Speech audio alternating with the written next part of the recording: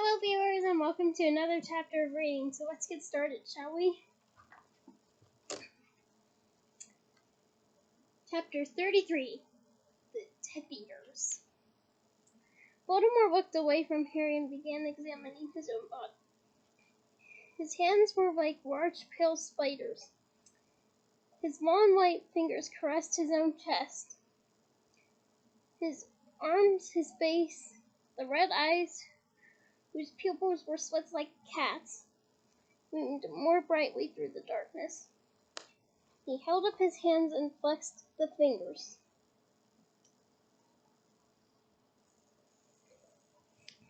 His expression rapt and exultant.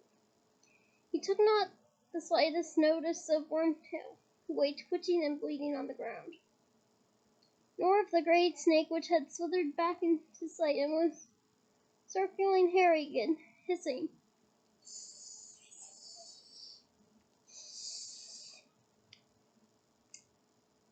Voldemort slipped one of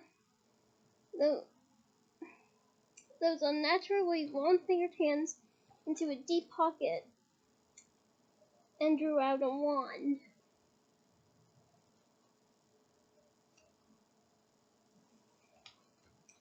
He caressed it gently, too.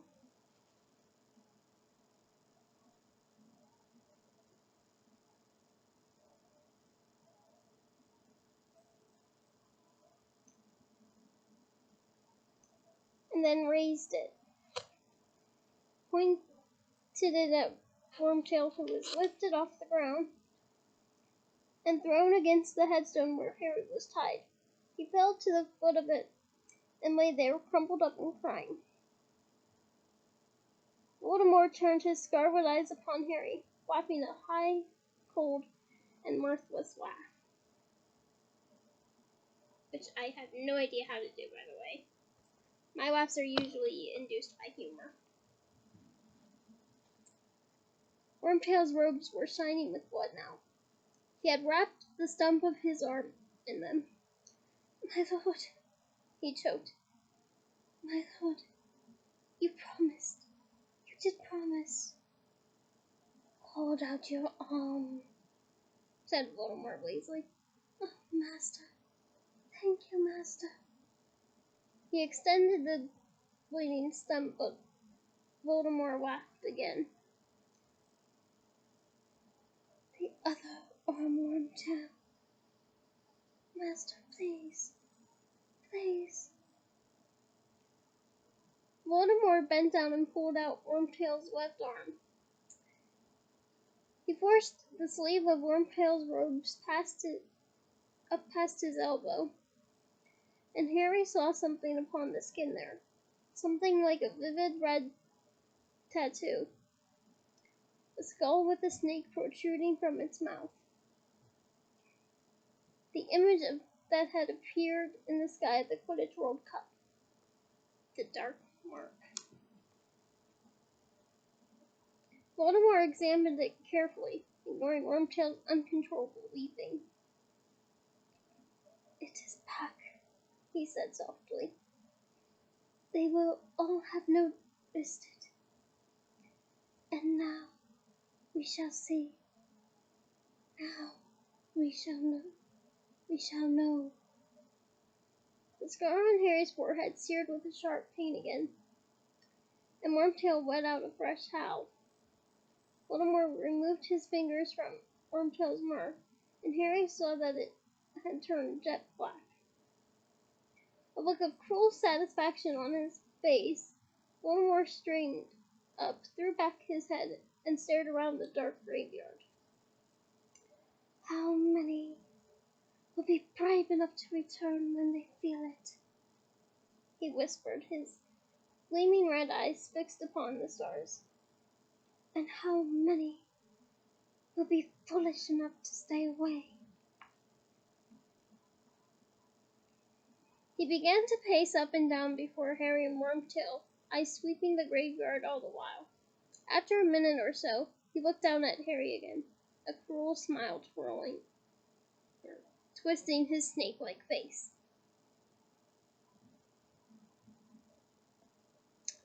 "You stand, Harry Potter," upon the remains of my late father, he hissed softly. A muggle and a fool. Very like your dear mother. But they both had their uses, did they not?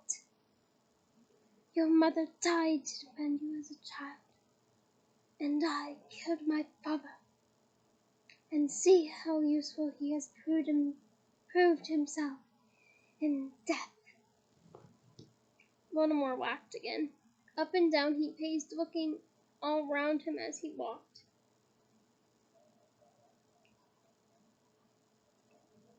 And the snake continued to circle in the grass.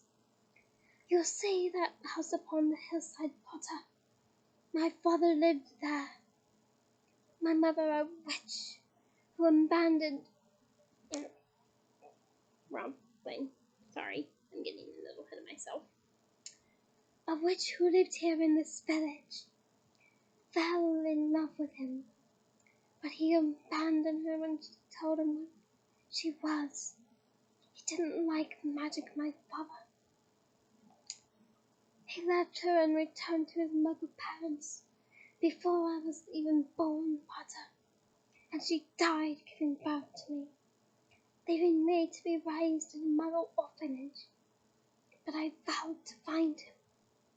I revenged myself upon him, that fool who gave me his name, Tom Riddle. Still he paced, his red eyes darting from grave to grave.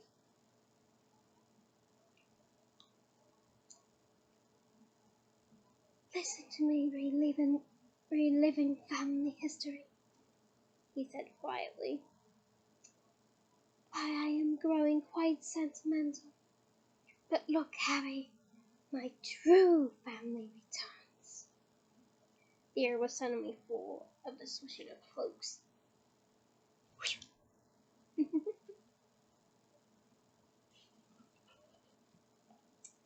Between graves behind the yew tree, in every shadowy space, wizards were operating. All of them were hooded and masked. It's like me in this current situation.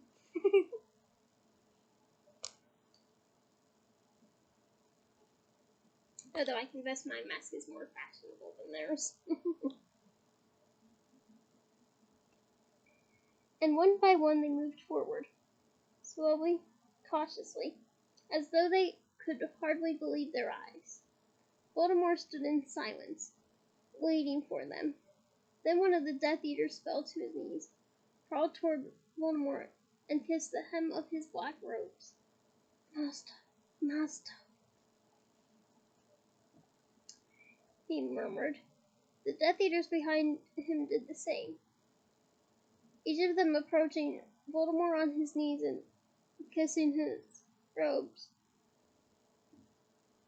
before backing away and standing up, forming a silent circle, which enclosed Tom Riddle's grave, Harry, Voldemort, and the sobbing, twitching heap that was Wormtail.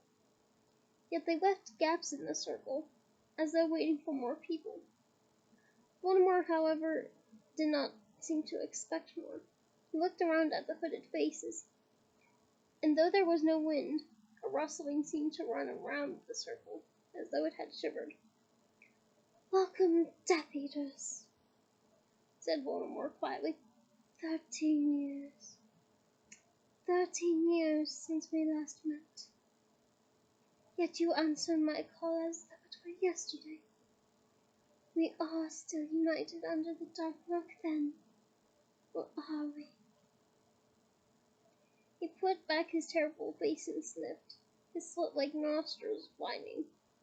I smell guilt, he said. There is a stench of guilt upon the air. A second shiver ran around the circle, as though each member of it longed, but did not dare to step back from him. I see you all whole and healthy, with your powers intact, and such prompt appearances. And I ask myself, why did this band of wizards never come to the aid of their master? to whom they swore eternal loyalty.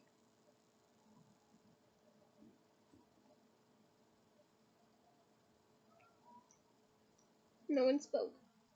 No one moved except Wormtail, who was upon the ground, still sobbing over his bleeding arm.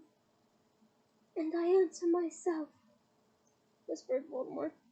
"They must have believed me broken. They thought I was gone. They slipped back among my enemies, and they pleaded innocence, ignorance, and bewitchment. And then I ask myself, but how could they have believed I would not rise again?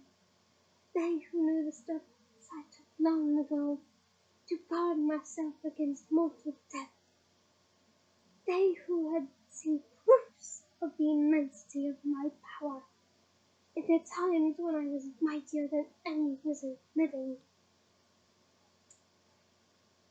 And I answer myself, perhaps they believed a still greater power could exist, one that could vanquish even Lord Voldemort. Perhaps now they pay allegiance to another. Perhaps that champion of commoners, of mudbloods and muggles, Albus Dumbledore." At the mention of Dumbledore's name, the members of this circle stirred, and some muttered, shaking their heads. Voldemort ignored them. "It is a disappointment to me, and I confess myself disappointed."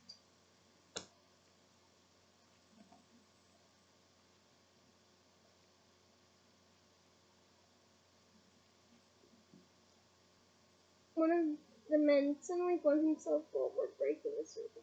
Trembling from head to foot, he collapsed at Voldemort's feet. "Master!" he shrieked. "Master, forgive me! Forgive us all!" Voldemort began to laugh. He raised his wand. "Crucio!" The Death Eater on the ground writhed and shrieked. Harry was sure the sound must carry to the houses around. "Let the police come," he thought desperately. "Anyone, anything." Voldemort raised his wand. The tortured Death Eater waved flat upon the ground, gasping. "Get up, my friend," said Voldemort softly. "Stand up. You ask for forgiveness. I do not forgive. I do not forget. 13 long years. I want 13 years repayment before I forgive you. Wormtail here has paid some of his debt already, have you not, Wormtail?"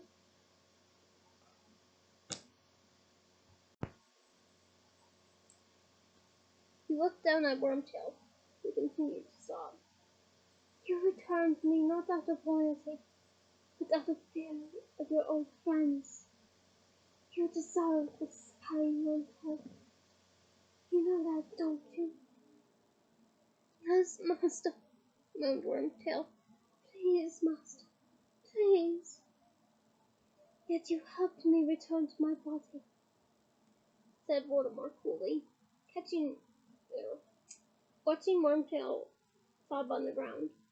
"Worthless and traitors as you are, you helped me, and Lord Voldemort rewards his helpers."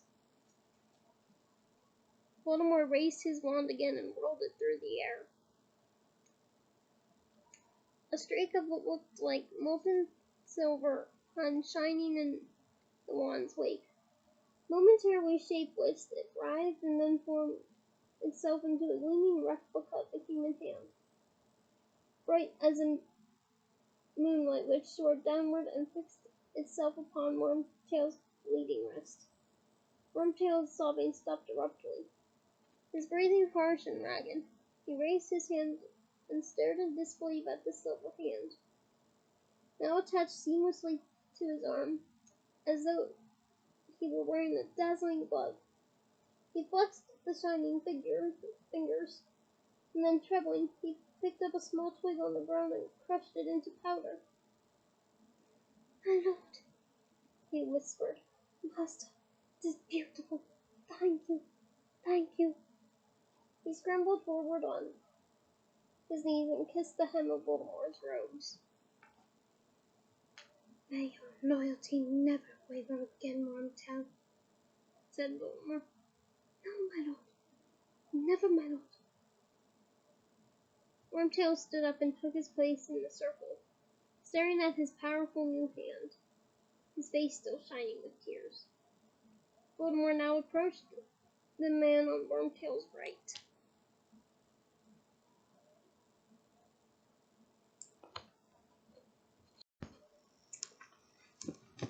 Lucius, my slippery friend, he whispered, halting before him. I am told that you have not renounced the old ways, though to the world would you present a respectable face. You are still ready to take the lead in the spot of Muggle torture, I believe. Yet you never tried to find me, Lucius. Your exploits at the Quidditch World Cup were fun, I dare say. But might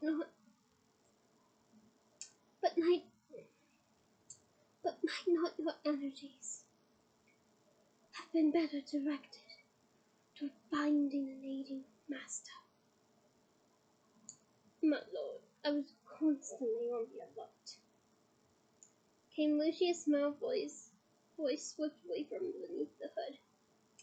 Had there been any sign from you, any whisper of your words, I would have been at your side immediately. Nothing could have prevented me.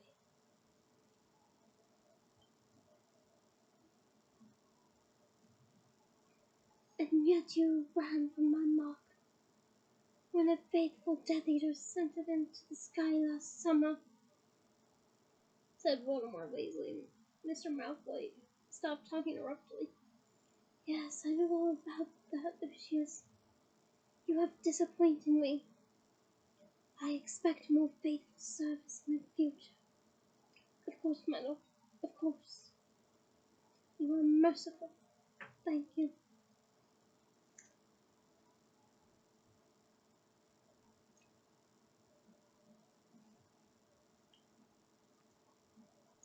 Voldemort moved on and stopped, staring at the space, large enough for two people, that separated Malfoy and the next man. That a stranger should stand here, said Voldemort quietly, but they are entombed in Azkaban. They were faithful. They went to Azkaban rather than renounce me. When Azkaban is broken open, the strangers will be honored beyond their dreams. The Dementors will join us. They are our natural allies. We will recall the banished giants. I shall have all of my devoted servants return to me, and an army of creatures whom all fear. Foreshadowing of sorts. He walked on. Some of the Death Eaters he passed in silence, but paused before others and spoke to them. McNair, destroying dangerous beast for the Ministry of Magic now, Wormtail tells me. You shall have better victims than that soon, McNair. Lord Voldemort will provide. Thank you, Master. Thank you, murmured McNair. And here, Voldemort moved on to the two largest hooded figures. We have Crabbe. You will do better this time, will you not, Crabbe? And you, Goyle. They bowed clumsily, muttering dully. Yes, Master. We will, Master. The same goes for you not, said Voldemort quietly as he walked past a stooped figure in Mr. Goyle's shadow. My lord, I prostrate myself before you. I am your most faithful. That will do, said Voldemort. He had reached the largest gap of all, and he stood surveying it with his blank red eyes, as though he could see people standing there. And here we have 6 missing Death Eaters. 3 dead in my service, 1 too cowardly to return. He will pay. 1 who I believe has left me forever. He will be killed, of course. And 1 who remains my most faithful servant, and who has already re-entered my service.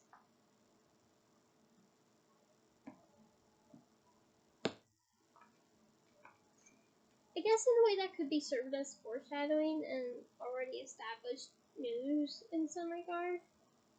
But I'm trying to figure out how I can word this. In the meantime, just enjoy the rest of the chapter. The Death Eaters stood, and Harry saw their eyes dart sideways at one another through their masks. I tried to do sideways. I don't know if you could tell or not.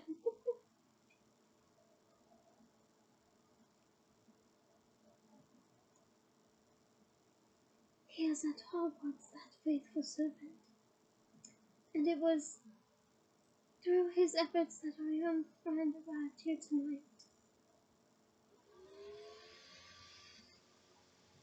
Yes, said Voldemort, a grin curling lip was smiled as the eyes of the circle flashed in Harry's direction. Harry Potter has kindly joined us for my rebirthing party. One might go so far as to call him my guest of honor. There was a silence. Then the Death Eater to the right of Wormtail stepped forward, and Lucius Malfoy's voice spoke from under the mask. Master, we crave to know. We beg you to tell us how you have achieved this miracle, how you managed to return to us. Ah, what a story it is, Lucius.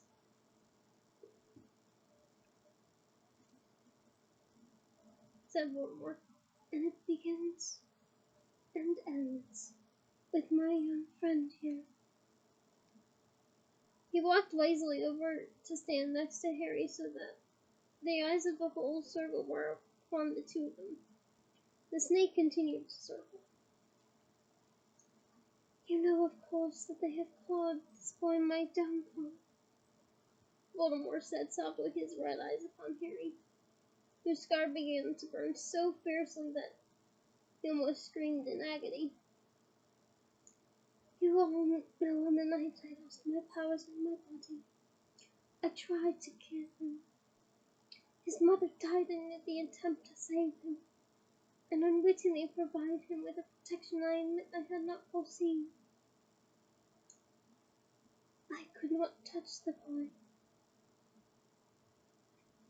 Voldemort raised one of his long white fingers and put it very close to Harry's cheek. His mother left upon him the traces of her sacrifice. This is old magic.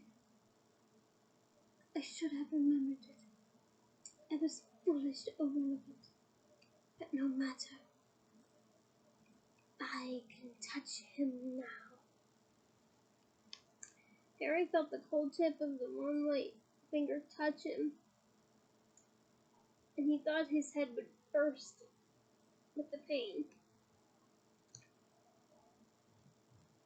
Voldemort laughed softly in his ear, and then took the finger away and continued addressing the Death Eaters. I miscalculated, my friends, I admit it.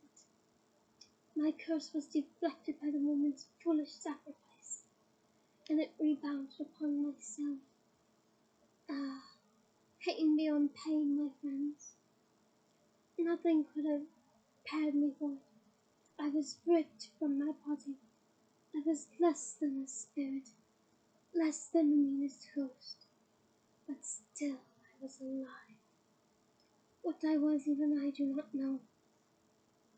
I who have gone farther than anybody along the path that leads to immortality. But it's ironic, and reasons I'll explain when we get there. You my goal, to conquer death. And now I was tested, and it appeared that one or more of my experiments had worked. For I hadn't been killed, though the curse should have done it. Nevertheless, I was as powerful as the weakest creature alive, and without the means to help myself. For I had no body, and every spell that might have helped me required the use of a wand. I remember only forcing myself, sleeplessly, endlessly, second by second, to exist. I settled in a faraway place, in a forest, and I waited. Surely one of my faithful Death Eaters would try and find me. One of them would come and perform magic. I could not. To restore me to a body, but I waited in vain. Shiver ran once more around the circle of the listening Death Eaters. One more but the silence spiraled horribly before continuing. Only one power remained to me. I could possess the bodies of others, but I dared not go where other humans were plentiful, for I knew that the oars were still abroad searching for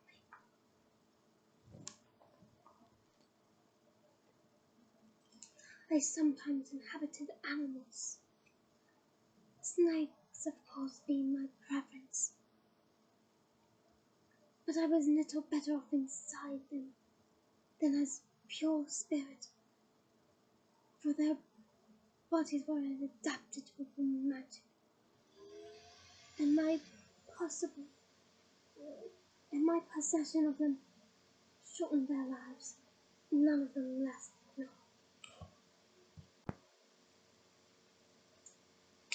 Then 4 years ago, the means for my return seemed sure. A wizard, young, foolish, and gullible, wandered across my path in the forest I had vainly platformed.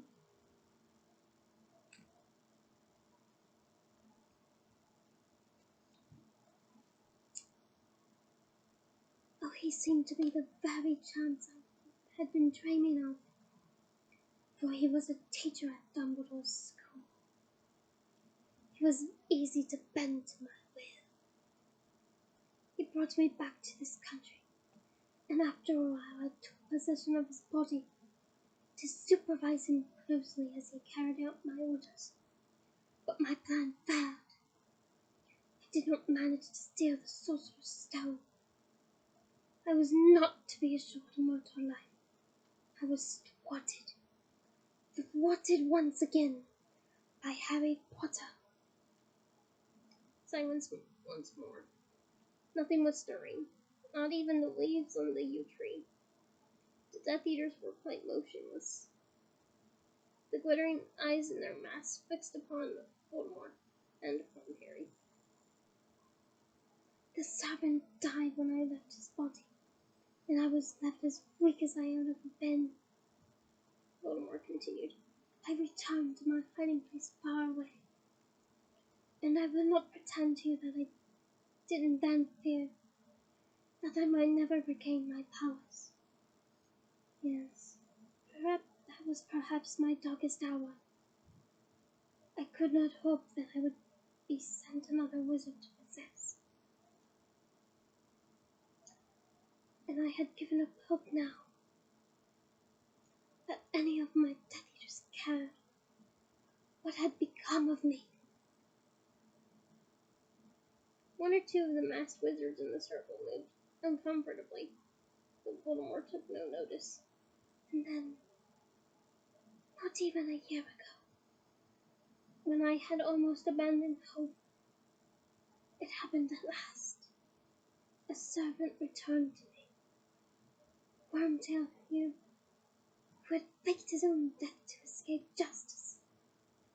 was driven out of hiding by those he had once counted friends and decided to return to his master.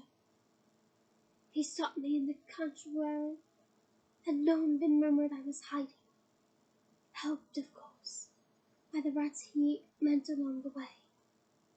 Wormtail has a curious affinity with rats. Do you not, Wormtail?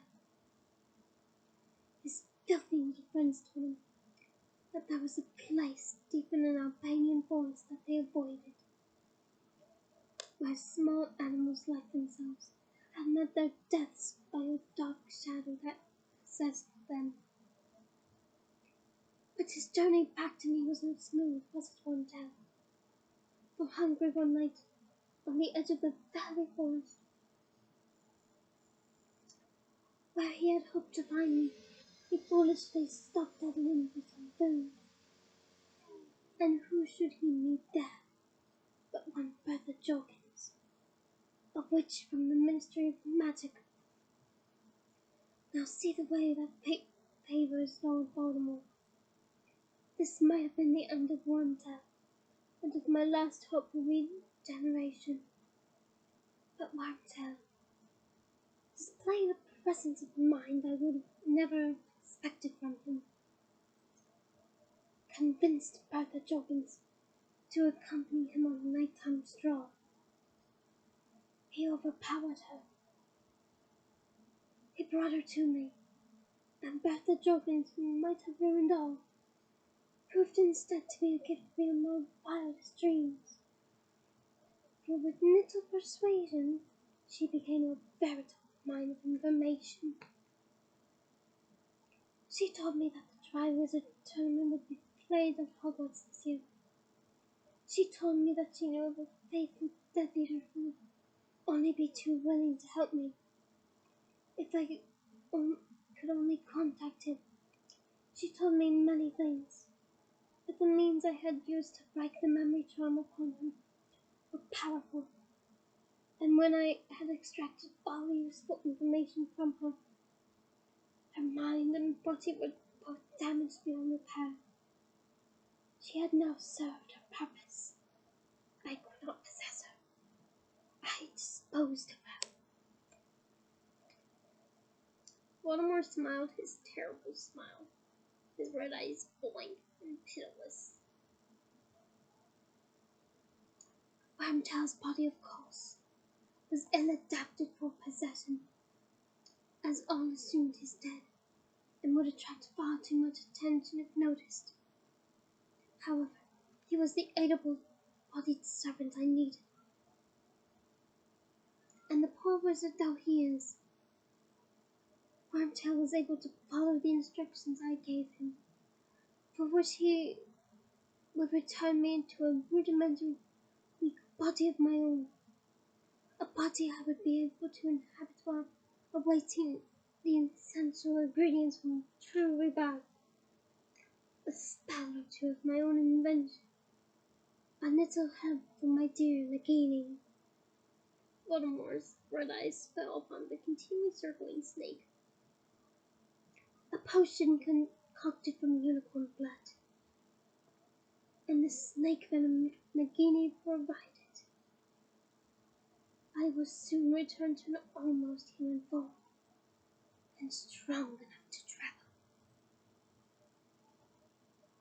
There was no hope of stealing the Sorcerer's Stone anymore, for I knew that Dumbledore would have seen it to it that it was destroyed.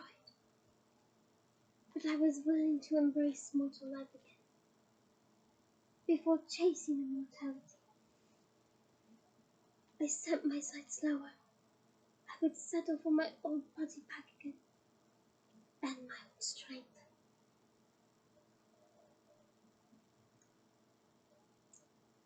I knew that to achieve this, it is an old piece of dark magic. Can a Narnia reference, maybe? The potion that revived me tonight. I would need 3 powerful ingredients. Well, one of them was already at hand, was it not, Wormtail? flesh given by a servant. My father's bone, naturally, meant that we would have to come here, where he was buried. But the blood of a foe, Wormtail would have me use any wizard, but you not Wormtail. Any wizard who had hated me, as so many of them still do. But I knew the one I must use. If I was to rise again, more powerful than I had been when I had fallen, I wanted Harry Potter's blood.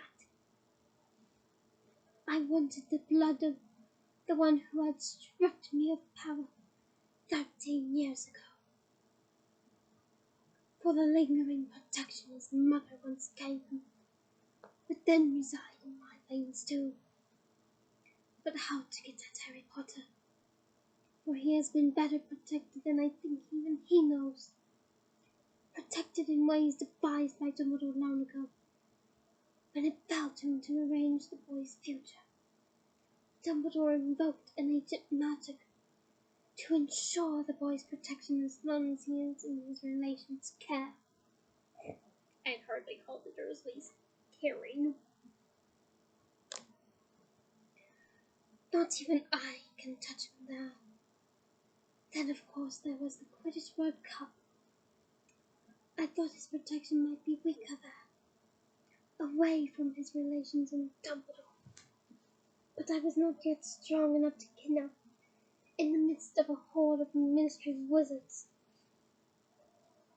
And then the boy would return to Hogwarts, where he is under the crooked nose of that muggle-loving fool from morning until night. So how could I take him? By using Bertha Jorkins' information, of course. Use my one faithful Death Eater stationed at Hogwarts to ensure that the poison flame was entered into the goblet of fire. Use my Death Eater to ensure that the boy won the tournament, that he touched the Driver's Cup first, the cup which my Death Eater had turned into a portkey, which would bring him here, beyond the reach of Dumbledore's help and protection, and into my waiting arms. And here he is, the boy you all believed had been my downfall. Voldemort moved slowly forward and turned to face Harry. He raised his wand. Crucio! It was pain beyond anything Harry had ever experienced. His very bones were on fire. His head was surely splitting along his scar. His eyes were rolling madly in his head. He wanted it to end, to black out, to die. And then it was gone. He was hanging limply in the ropes binding him to the headstone of Voldemort's father, looking up into those bright red eyes through a kind of mist. The night was ringing with the sound of the Death Eater's laughter. You see, I think how foolish it was to suppose that this boy could have ever been stronger than me, said Voldemort. But I want that to be no mistaken in his mind. Harry Potter escaped by a lucky chance. And I am now going to prove my power by killing him here and now, in front of you all, when there is no Dumbledore there, and no mother to die for him. I give him this chance. He will be allowed to fight, and you will be left in no doubt which of us is stronger. Just a little longer, Nagini, he whispered, and the snake glided away through the grass to where the Death Eater stood watching. Now untie him, Wormtail, and give him back his wand. And that is the end of this chapter. Join me next week for chapter 34, Priori Incantem. Until then, bye!